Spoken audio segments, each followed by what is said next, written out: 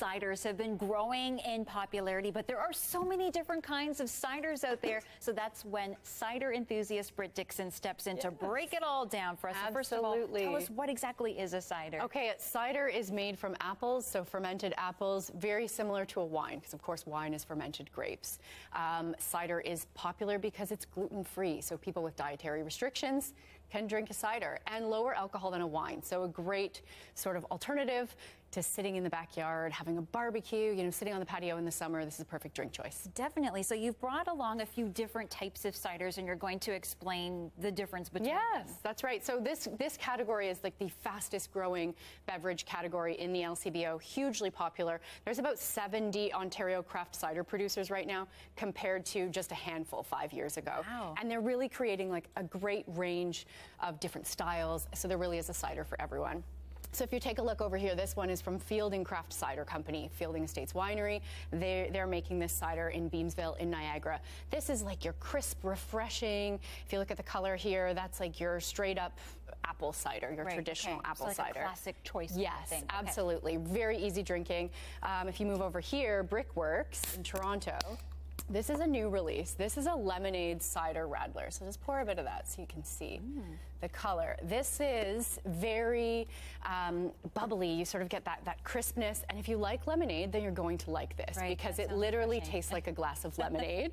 And it's lower alcohol. This is just 3.3% alcohol. So it's really nice for that like weekend sipper, the patio sipper in the hot weather. And like you said, this is a good alternative, you know, to a beer or a wine. That's it's different for you to try. Yes, exactly. Brickworks also makes a rosé cider, and rosé is super popular right now. There's a huge rosé trend, whether it's wine or cocktails. Rosé is really popular. So this cider gets that blush pink color from different juices that they add to it. So they add a raspberry and a blueberry juice to that to give it that color. So cider makers are really playing around, like, let's infuse ciders with different juices, different herbs, different spices. So really like something different. So many flavors. Absolutely.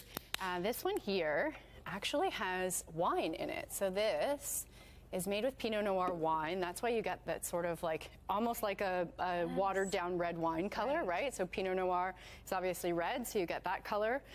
So you can just see from right there the huge range of ciders. Absolutely. And they all sort of have their different flavors, their different alcohol content as well, depending on what you're looking for.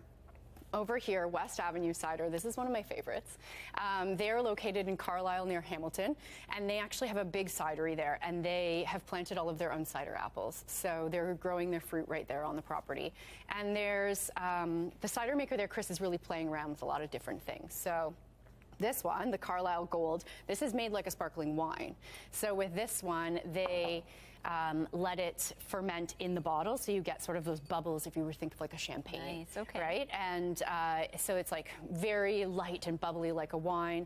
This one, which I've poured here, and you can just see the difference in color if you look at this one and then look at that first one. That one's like really crisp and light, and this one's like a little bit more cloudy. This one's a wild oak. So that means that they put everything in the barrel and put in these wild yeasts, these different, it's unfiltered, that's why it's a little bit more cloudy, and they just sort of let it do its thing. So even if you like have a little smell of that. Right, okay.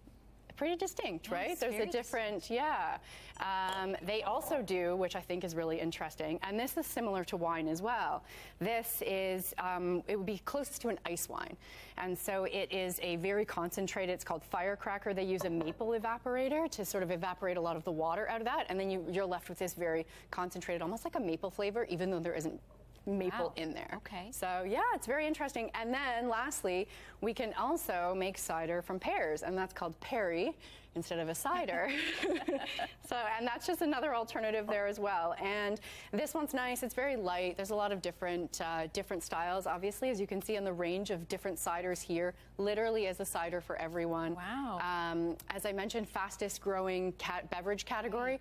The LCBO is forecasting about $16 million in sales for this year. Interesting. So this is big and perfect summertime drink. Perfect summertime drink. Yeah. I can't believe how many flavors and different kinds of ciders there are. Absolutely. And like you said, cider's coming a really long way over the past few years. So thank you for breaking it all down for us today, Britt. Happy to be here. Thanks. And that is your Quick Fix at 5.